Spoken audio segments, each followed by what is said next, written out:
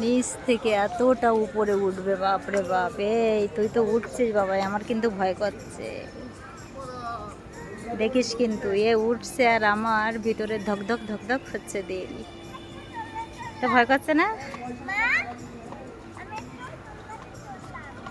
এ শুনবে না, না উঠে ছাড়বে না, উঠবে। এটা কি করব, তাই একটু ও উঠবে, আমি বসে থাকবো এইটা থেকে।